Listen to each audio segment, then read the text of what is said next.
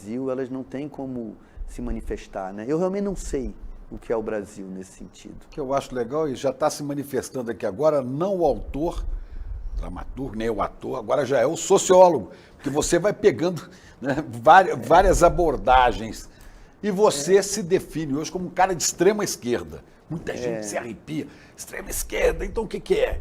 Ele é um guerrilheiro, é um radical? O que é extrema esquerda? Você sempre foi de esquerda para depois virar extrema esquerda? Conta essa história para a gente. Não, eu sou de extrema esquerda porque houve um ataque tão covarde às ideias de esquerda que a gente, então eu vou lá para o meu extremo. Se vocês estão achando que a minha razoabilidade não é suficiente, eu vou lá para o meu extremo. Eu diria que a extrema esquerda é defender o equilíbrio entre o bem comum e o bem particular. Ser de esquerda, no fundo, é considerar que há certos bens da humanidade que são inevitavelmente coletivos. O saber, por exemplo. Quem é que descobriu toda essa matemática que a gente aprende na escola? A história. Quantos historiadores trabalharam para a gente hoje ter livros de história? A literatura. A quem pertence esse saber? A quem pode pagar por ele? Não. Esse é um saber que pertence à totalidade da humanidade. Então, me parece óbvio que ele tem que ser oferecido e garantido à totalidade da humanidade. Não pode uma pessoa nascer rica, como me aconteceu, e aí eu ter a oportunidade de estudar, e o garoto que nasceu no mesmo dia, no mesmo ano que eu, no mesmo lugar, mas numa família que é herdeira da escravidão brasileira, da escravidão... Porque é preto, né? E no caso do Brasil há essa tristíssima... concomitância, né, da cor da pele das pessoas, está ligada à pobreza majoritariamente, e aí ele não tem direito ao saber da escola particular. Então, de uma certa maneira, haver escola particular é uma ofensa à justiça do conhecimento. Ou bem não há escola particular, ou as escolas públicas são variadas e a gente tem, sei lá, um vale que o governo nos dá, mas pagar pelo ensino, quem tem direito a ficar vivo? Quem pode pagar pelo hospital? Essas coisas... Plano de saúde, né? Plano de saúde, seja o que for. Obviamente, todo mundo tem direito a ficar vivo. Todo mundo tem direito ao conhecimento. Agora, eu quero, sei lá, voar de asa delta. Problema teu, trabalha e compra uma asa delta. Nem todo mundo tem o direito a voar de asa delta. Agora, todo mundo tem direito a uma escola, todo mundo tem direito a uma rua para andar, né? A um hospital para ir, a um teto para morar. Como é que pode alguém nascer e não ter uma casa? Então, ser de esquerda, na minha opinião, é lutar pelo equilíbrio entre o bem comum e o bem particular. Enquanto que ser de direita ou ser de extrema direita é ser um assassino. Mas ser de direita, ser de centro, é achar que o bem comum não tem valor, que nada é comum, que tudo é uma questão apenas particular da pessoa conseguir por ela mesma. Como é que uma criança consegue por ela mesma uma boa escola? Nós temos que dar para ela. E o preço disso qual é? É pagar impostos justamente e que esses impostos sejam administrados honestamente. O fato dos impostos não serem administrados honestamente não pode desmerecer o fato de que temos que pagar impostos para que existam bens públicos. Porque há quem diga que não, para de pagar isso e vamos trabalhar para a iniciativa privada, porque ela é mais eficiente, que é uma balela, né?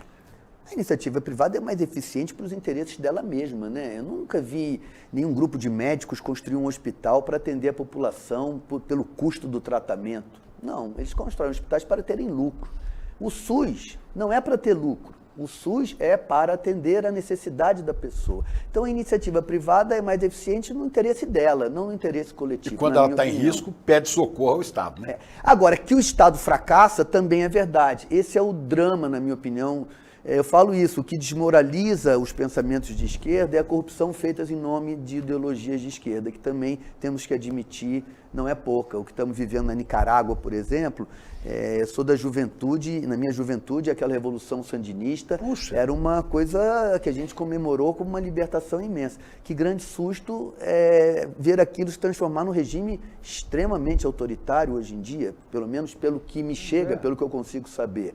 A Venezuela, por mais que seja muito complexa a questão lá, nenhuma ditadura me convence que é pelo bem do povo, Chico. Eu acho que toda ditadura é pelo bem do ditador. E o grupo que é o ditador se associa, sabe?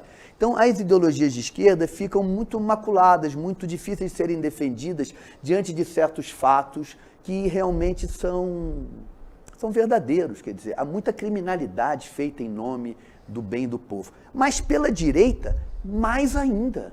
Então, como eu costumo dizer, eu acho, nós ainda não conhecemos a justiça social. Mas você é de uma família de alguma posse, uma família uma família rica. Rica. E por que você foi? Como é que você virou um cara de esquerda? Meu e agora pai, de minha extrema mãe, esquerda? meu avô, todo mundo na minha família era de esquerda. Eram contra Salazar, porque só Não, avô era português. absolutamente. Eram democratas, mas eram pessoas razoáveis. Na minha família eu fui educado de uma maneira, eu acredito, bastante razoável. Não havia dogmatismos, não havia absolutismo, não havia negacionismos. Quer dizer, as revoluções africanas, por exemplo, que libertaram As colônias. aquelas colônias e que fabricaram esses países com fronteiras meio absurdas. Quantas dessas revoluções não fracassaram porque ditadores, agora eles exploram o próprio povo deles, que antes era explorado pelo colonizador. Então esse tipo de evidência, na minha casa, onde eu fui educado, ela nunca foi negada. Porque isso tem muito a ver com Paulo Freire, né? Da pedagogia do oprimido. Sim, esse é um pensador fundamental, né? Pois é, o oprimido carrega em si o gene do opressor. E se ele consegue ascender na escala social, provavelmente ele vai administrar os outros como ele viu, porque ele aprendeu isso. Ele vai se tornar opressor. Né? Sem botar o dedo na cara de ninguém, mas a pessoa que sai da pobreza, a pedagogia do oprimido, eu li aquilo tudo. Quando você sai da pobreza e você ascende para o mundo da riqueza, você ascende para o mundo que produz pobreza. Claro. É muito complicado, não estou julgando as pessoas, pelo amor de Deus. Agora, é muito complicado você ascender para o mundo que produz o que ontem era a tua vida. Como não usufruir desse mundo sem ser conivente com a injustiça que ele produz? É muito complicado. Agora, é complicado também para mim. É complicado para você, é complicado para qualquer pessoa que consegue botar a cabeça um pouco acima da linha da pobreza. Como eu agora não produzirei pobreza, a pobreza da qual eu consegui escapar. Então, de fato, mais uma vez, o bem comum. O que nos enriquecerá será a melhoria, na minha opinião, do bem comum. E o bem comum, quem administra ele é o Estado. Então, temos que recuperar um Estado brasileiro que seja, de fato, um Estado voltado para o bem comum e não como é hoje, voltado para o bem da aristocracia política, que a classe política hoje em dia está infestada de um sem número de pessoas que não tem nenhum interesse no bem comum e que aquilo é para eles uma escada social. O sujeito entra ali, que tem de gente aí que agora quer ser vereador, você olha na cara da pessoa... Do Chico Anísio? Eu quero me dar bem. Tem um horror. É uma grande época da televisão em que o Chico Anísio teve a liberdade de fazer esse personagem. Quem hoje tem na TV aberta? Duvido. Pois é. Você falou importante para esse fundamental. Primeiro bem para ser distribuído é da educação mesmo, né? Aqui se chama ICL, Instituto Conhecimento Liberta, inspirado num lema do José Martí, o libertador de Cuba. Claro. Solo el conhecimento liberta. Só o conhecimento liberta. Tem uma letra de um rap de um personagem que diz: eu sou o que eu sei, eu não sei o que eu sou. Sou a sobra da sombra do que sobrou da poça de sangue do filho do meu avô. Quer dizer, se você mata o pai, aquela pessoa lá que tem 5, 6, 7, 8 anos, que vê o pai desaparecer, dificilmente conseguirá construir uma estrutura psicológica isenta dessa mágoa, desse ressentimento. E o próprio conhecimento que ela deveria adquirir se torna um conhecimento muito distante do que faria ela feliz. Então, eu diria que interromper imediatamente a violência policial que mata as pessoas no Brasil é até anterior à educação. Até para que uma criança tenha paz de espírito de aprender, o pai e a mãe dela não podem estar debaixo da violência policial que é diária, que é constante. Nós temos uma polícia extremamente antiga, uma polícia preparada para um outro mundo, uma polícia que não tem nenhuma compreensão da função dela, que é uma polícia manipulada pelos líderes políticos para manter a população eternamente com medo. Outro dia, na Zona Sul do Rio de Janeiro, absurdamente, 2 motos da polícia começaram a parar carros. Isso tinha que ser, na minha opinião, absolutamente proibido. Ninguém pode ser suspeito por suposição. Uma pessoa que não fez nada, que está andando na rua, pode ser 3 horas da manhã, a polícia não tem nenhum direito de pedir a ela, nem de perguntar as horas. dirá de pedir um documento, entende? Que é ilegal. É absolutamente ilegal. Mas os governadores não têm interesse algum no bem-estar da população, têm interesse em manter uma aparência de segurança, não é? Permitem que a polícia continue agindo assim. E as polícias não têm controle. O policial também, diga-se porque é verdade, ele é dentro da corporação maltratado. Você sabia que eles pagam pelo próprio lanche, que eles pagam pelo próprio uniforme e que a oficialidade não paga? Eu não sei qual é o banheiro que tem disponível para um policial que está na rua 12 horas, não sei qual é a refeição que o Estado oferece para eles, não sei qual é também as garantias para a família dele que ele tem. Então a gente também trata o policial errado, no meu ver, e aí o policial repete esse erro em cima da população. Eu estou falando isso porque a questão da violência policial, ela é para mim hoje, sempre, mas hoje de uma maneira muito urgente, fundamental, para que a criança que está lá tenha paz de espírito, cara. Eu não sei, Chico, eu não vivi isso. Eu não tenho a menor ideia do que é você andar na rua e ter medo de morrer todo dia da sua vida. Eu vi no Rio de Janeiro, policial abordando adolescentes pretos, porque estão com 2 ou 3 baseados no bolso e jogar dentro do camburão e levar. Então eu fiquei olhando e falando assim, bom, ele acha que tem razão em prender esses meninos, porque não estão tem. com 3 baseados de maconha. Só que ali naquele prédio em frente, naquela avenida Vieira Solto, lá no último andar, tem um monte de ricos cheirando e traficando cocaína, mas a polícia não entra lá. Não. E a polícia não pega quando eles saem. Não é? Quer dizer, esta é uma realidade brasileira. E quando você se manifesta assim, vamos dizer, é de esquerda. Aí você fica mais irritado, aí ele é de extrema esquerda. Extrema esquerda, eu quero deixar isso claro, que eu entendo perfeitamente o que você diz com a extrema esquerda. A extrema esquerda é aquela esquerda que não abre mão de seus princípios. A extrema esquerda não é aquela raivosa, não. Essa raivosa, às vezes, é a esquerda até fascistoide, né? Às vezes. A extrema esquerda é aquela radical no sentido de ter raízes, que não abre mão de princípios, né? Não é nem esquerda festiva e nem é a esquerda fascistoide, que existe também, exatamente, né? o que você está falando, isso mesmo, o extremismo aí é o extremismo do rigor teórico, é o que eu diria. O que me faz ser de extrema esquerda é o extremo rigor da teoria que analisa a realidade sob o ponto de vista dos interesses econômicos. Essa polícia existe para manter privilégios de herdeiros brasileiros de dinheiro, de gente rica, entendeu? É para isso que existe uma polícia que oprime os outros de maneira absolutamente estapafúrdia, inclusive, como eu falo, colocando em risco os próprios policiais, a maioria das vezes, inutilmente. Nós temos um país muito disfuncional e a violência policial é, para mim, o sintoma mais evidente da incapacidade do Brasil produzir justiça.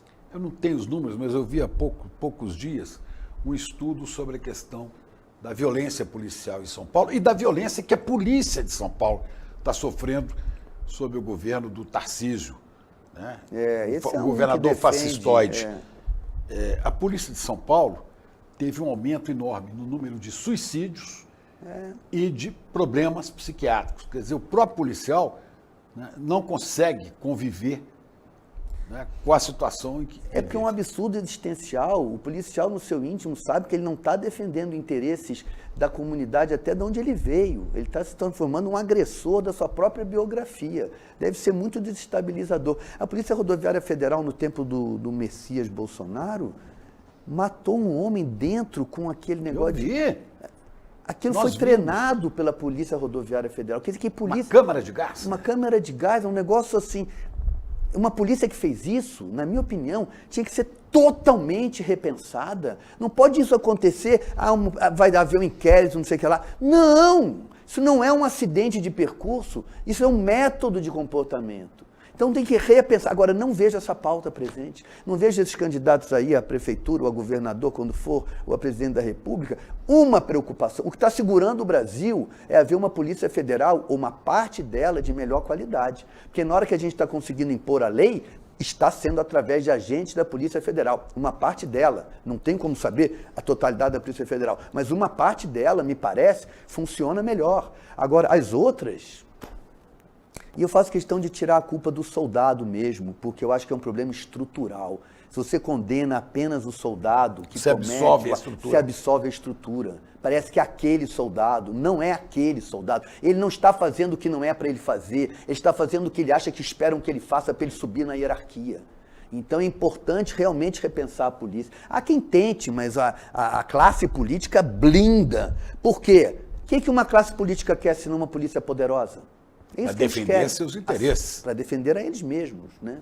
Agora, você falou da Polícia Rodoviária, só porque me veio a lembrança aqui, eu sou um pouco mais velho que você, então eu me lembro quando eu era criança, e começo de adolescência, tinha uma série na televisão, acho que até antes da ditadura, o Vigilante Rodoviário. Tinha o um Inspetor Carlos, tinha um lobo, um cachorro. Lobo, o cachorro, é. E era uma coisa assim, que nós, meninos, achava uma maravilha, porque o tal Inspetor Carlos, né, ele é a Polícia Rodoviária Federal. Ele só fazia coisa boa. Ele defendia as pessoas indefesas na estrada, não é?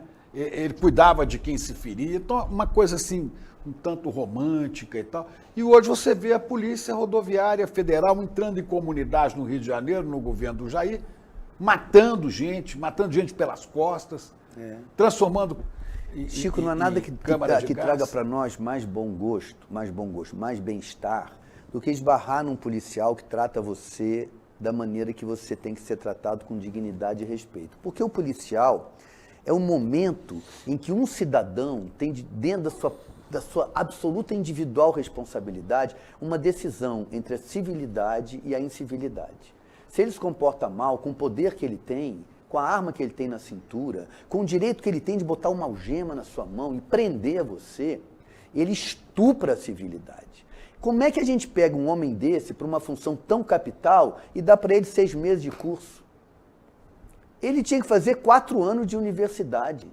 O policial teria que ser um homem extremamente mais bem preparado, na minha opinião, e mais bem protegido pela comunidade assim do que como ele os professores. é. O policial é professor. Tem que ser todos muito mais bem protegidos. Agora, isso tem um custo, bem público. E essa sociedade aí liberal não quer bem público. Então, eles querem um policial que eles possam manter com um salário baixo, oprimido, e com a esperança de que ele vai ser o sortudo que vai subir na hierarquia, entendeu? Aí eles se corrompem. Eles se corrompem com muita frequência, como a gente está cansado de ver aí. Toda hora você abre o jornal, tem notícias de policiais envolvidos na alta criminalidade. Porque isso tudo é uma disfuncionalidade muito ampla. Você não resolve isso. Ah, esse policial agiu mal, vamos então punir ele. Não resolve nada. E o problema que você está falando é de educação também dos policiais, dos militares, das Forças Armadas em geral, que tem uma formação completamente absurda, fascista. Particular. É incrível. Lembra a Tropa de Elite, que falava de como esse pessoal é preparado? O filme Mas as Forças Armadas também são formadas assim. Eles têm estudos de história particulares. Como assim? Então, os militares são apenas um grupo de pessoas que têm uma profissão em comum. Eles não são diferentes do resto do país. Eles não podem estudar história de uma maneira diferente do que eu estudei na escola. Temos que todos estudar a mesma história, na sua amplidão de interpretações possíveis. Mas os fatos conhecidos têm que ser mais ou menos os mesmos. Agora, ficar inventando que não houve ditadura militar, ficar inventando que não houve ilegalidades cometidas ali, ficar inventando que foi para livrar o Brasil de um ataque comunismo. O que havia era uma intenção do Brasil se remendar socialmente. Isso de fato havia no PTB, naqueles movimentos daquele momento, como já houve em outras épocas. Agora, dizer que isso era uma ameaça de totalitarismo comunista é mentira. Isso é dito nas academias do Exército. E eles saem de lá achando que têm o direito, e até alguns se iludem, o dever de defender o país de si mesmo. Não tem. O país não é o país que eles querem que seja. O país é o país que o país vier a ser. Eles são apenas uma categoria profissional como outra qualquer. Você vê, a radicalidade necessária da esquerda radical é trabalhar na raiz dessa questão. Que é como é que são feitas as cabeças pensantes desse pessoal da área de segurança. Eu falo tanto das polícias como das Forças Armadas. Se não mudar essa mentalidade, se não ampliarem os horizontes, estamos fadados a assistir essa repetição permanente. Né? Fiquei até triste agora, porque isso não. Fiquei. No meio disso, fala uma coisa engraçada aí. Não, é porque é uma... Eu não sei, às vezes parece que que o Brasil é esse equívoco militar, porque ele é tão frequente na história do Brasil. A República Brasileira é uma ação, digamos assim, já militar, né? E os militares... Começa a República com um golpe militar em 1889. A própria independência já depois se instala, havia ali uma política, mas os militares eram muito presentes naquilo. É difícil para eles, talvez, entenderem que eles são apenas um cidadão. O único ato político que um militar merece é o mesmo que eu mereço, votar. E expor suas ideias, dizer o que pensa, mas ele, por ser militar, não tem direito a uma opinião com mais peso do que a de qualquer outra pessoa. Portanto, ele não pode tomar uma decisão que implique em ele pegar uma arma, ir para a rua e oprimir a população. Porque ele não E tentar dar golpe. E dar golpe, porque ele não vale mais do que ninguém. Ele não tem uma formação melhor necessariamente, ele não é eticamente superior necessariamente, ele não é o senhor da verdade necessariamente. Um ou outro, pode ser uma pessoa muito esclarecida. Agora, não é porque ele é militar, é porque ele é uma pessoa esclarecida. Parece que ser militar é um salvo-conduto de sabedoria. Não é. Lamento, não é. Pois é, tá difícil o pessoal entender isso. Mas olha, muito ruim viver debaixo dessa... As pessoas que moram nas comunidades pobres, elas têm medo de morrer todos os dias. E um país não se constrói com pessoas com medo de morrer todos os dias, porque ninguém consegue estudar com medo de morrer. Por isso é que essa conversa, às vezes, assim, também é educação. Claro, mas a pessoa tem que ter condições de se educar. A rua tem que estar asfaltada, tem que sair água da torneira. O pai dela tem que ter um emprego. Torneira, né? Tem que ter torneira, tem que ter condução. O pai dela tem que ter calma para poder trabalhar e, ao mesmo tempo, quando chegar em casa, fazer o dever de casa com essa pessoa que está estudando. Então, a questão da educação não é uma ilha dentro da questão social. Ela é um dos elementos da questão social. Ela não resolverá sozinha o drama social. Você tem que baixar a violência. Esse nível de violência é insuportável. E ele não diminui a criminalidade, pelo contrário, porque ele é um falso combate à criminalidade. Então a criminalidade, desde que eu nasci no Brasil, cada vez tem mais violência policial e tem mais criminalidade. Porque a verdadeira causa da criminalidade é a injustiça social. Não é... Enorme desigualdade. É a falta de oportunidade, o ceticismo, a desesperança.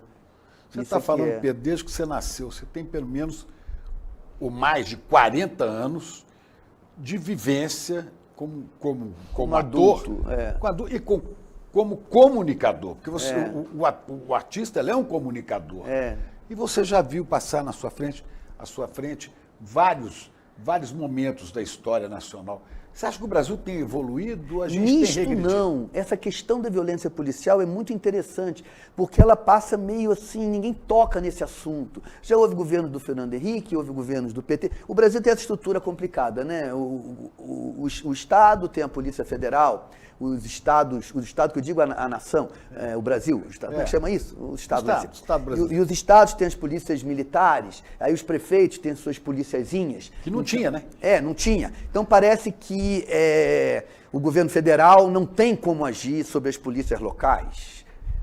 Aí fica parecendo que não há nenhuma autoridade que possa enfrentar essa questão da violência policial. E eu acho que ela é, sinceramente, o maior problema que o Brasil tem. É a violência policial. Inclusive a violência, repito, que é feita ao próprio policial, ao pedir a ele que faça o trabalho sujo, que o homem rico não quer fazer. O homem rico não quer ter que andar armado, não quer ter que ir na favela para prender os bandidos. Não quer que o sangue respingue na sua ele roupa. quer ficar comendo caviar na cobertura. Então ele paga, e paga mal o policial para fazer o trabalho. Comer caviar ou cheirando na cobertura? Eu não vou acusar os outros sem ter provas. Não estou falando de ninguém especificamente, mas você sabe onde é que roda. Onde é que rola? Não, o que financia o tráfico de drogas é a riqueza. Claro. Não é a pobreza que financia o tráfico de drogas. Então, se a riqueza parar de consumir drogas, o tráfico de drogas terá que arrumar outra fonte de renda, porque não será vender drogas. Eu tenho horror a drogas. Eu volto a essa pergunta, não só da questão da violência, mas você acha que o Brasil, como um projeto de nação, nesses 40 e poucos anos que você convive com o público, você acha que a gente tem avançado? Ou a gente vai para frente e volta duas casas para trás? O que você acha, Chico? Eu acho que anda para frente e vai para trás. Eu também não sei bem. Mas a resultante atual, disso, a sensação que dá é que esse fascismo que se anuncia é andar muito para trás. inclusive que se anuncia na pobreza. Já estivemos em momentos melhores, Sérgio? Eu acho que quando acabou ali a ditadura, havia uma esperança, assim como antes da ditadura, no governo JK, que eu não vivi, mas pelo que li, pelo que me contaram, havia ali um movimento mais positivo.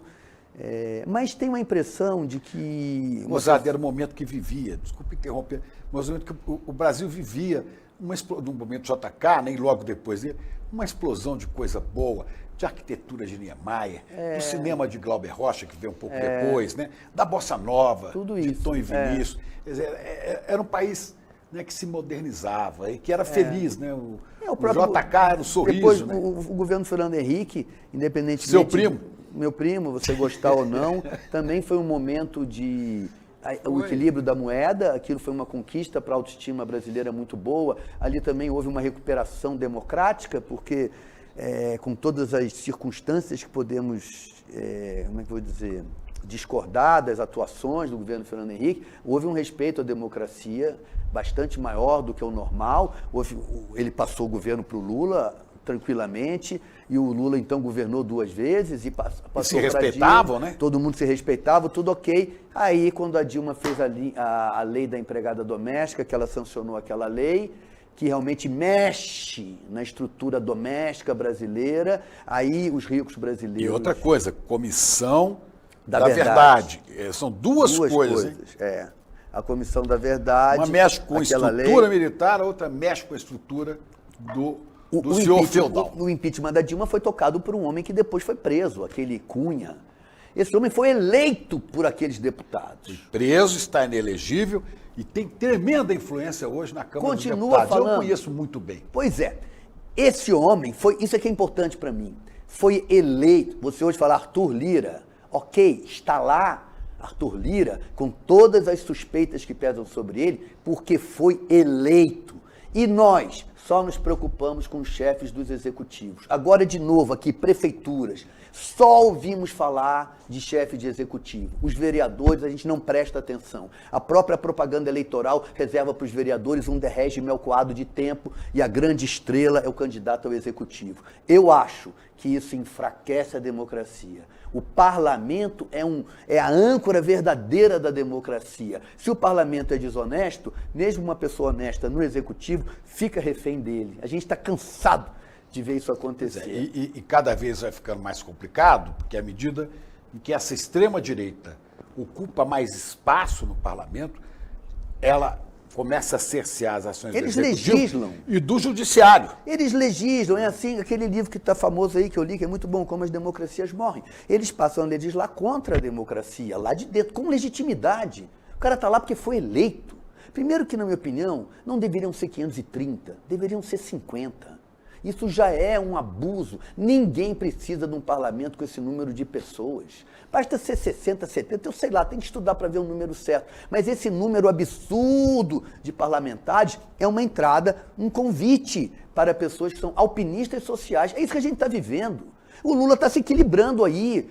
Falar mal do Lula. Falta muito para falar mal do Lula. Porque eu acho que o Lula é a última esperança que a gente tem de alguma coisa funcionar. E está funcionando. Agora, ele tem um inimigo imenso. Nós perdemos as eleições. Quem ganhou foram estes alpinistas sociais que se transvestem de moralistas, de antissistema.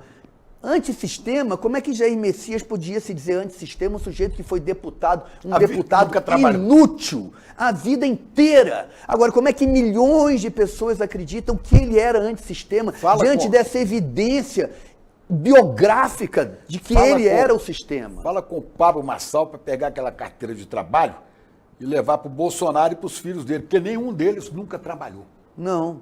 Estão só lá, pendurados no poder público. E eles são liberais. Não são nada. Essa gente é só esperta, é só desonesta, é gente que governa para si mesmo, entendeu? Então, eu não tenho muita simpatia pelo PT, mas eu acho que o PT e o PSOL ainda são a coisa melhor que temos aí. O PSOL tem alguma identidade ideológica, o PT tem uma origem que mantém nele alguma ligação com a realidade brasileira, embora eu acho que, Chico, eu acho que o poder, eu falo isso, não é uma figura de linguagem, eu acho que o poder é uma droga. Um dia vão estudar o que acontece com o cérebro de uma pessoa e vão descobrir que o poder tem sobre o cérebro humano o efeito alucinógeno. O doutor Tancredo dizia que era afrodisíaco. É afrodisíaco e acho que a pessoa fica doidão. delirante mesmo.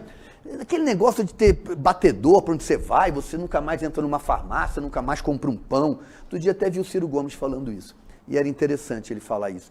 O poder gera uma megalomania, uma síndrome de super-homem. Mas, tem um perigo nesse discurso, porque esse discurso é muito feito também pela direita.